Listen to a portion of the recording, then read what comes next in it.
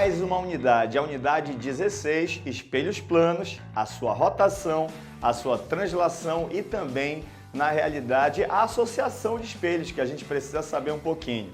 Começando aqui na translação do espelho plano. Você vai imaginar um objeto fixo na frente de um espelho plano que está posicionado aqui, nesta posição que eu chamo de E, e nós vamos provocar uma translação desse espelho plano. Vamos pegar esse espelho plano e trazer da posição E para a posição E'. O espelho plano, então, vai sofrer um deslocamento D. Naturalmente, que a imagem desse objeto fixo também vai se movimentar. Então, se nós afastamos o espelho, a tendência é que a imagem também se afaste, mas agora de uma distância que eu chamo de D maiúsculo. E é possível você comprovar, através de umas manipulações geométricas, que o deslocamento dessa imagem ele vai ser sempre o dobro do deslocamento do espelho. Por consequência, você vai ter a seguinte situação: a velocidade da imagem ela vai ser o dobro da velocidade do espelho nos casos de translação do espelho plano.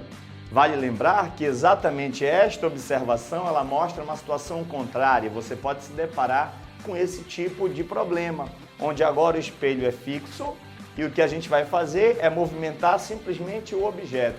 E no caso em que você movimenta o objeto, a velocidade da imagem tem que ser exatamente a mesma. Isso significa que se você se aproxima de um espelho movimentando-se a meio metro por segundo, a sua imagem, que vai ter que chegar junto com você no espelho, também vai se movimentar com a mesma velocidade. Por isso que a gente afirma que a velocidade da imagem é igual à velocidade do espelho, para esse caso do espelho fixo.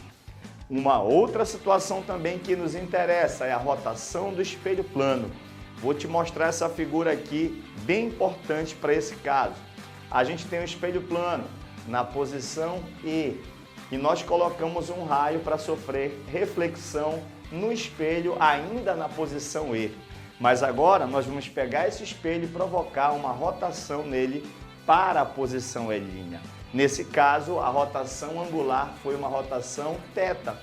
Esse raio refletido, que refletia nesta direção, agora ele passará a refletir em uma nova direção.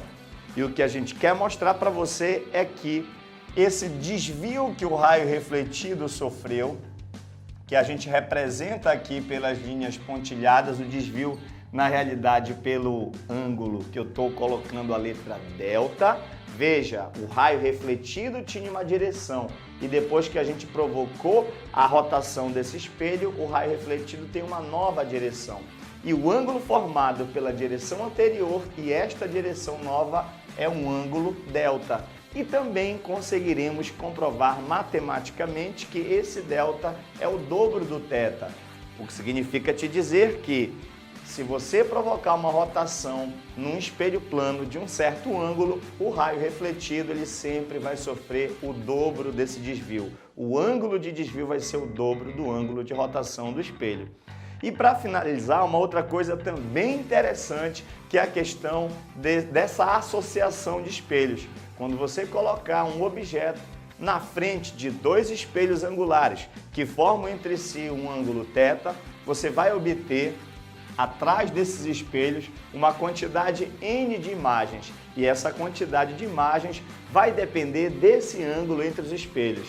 E também a gente pode comprovar matematicamente que esse número de imagens ele vai ser dado por essa expressão 360 graus dividido por θ, que é o ângulo entre os espelhos, menos 1. Então essa foi a revisão da unidade 16.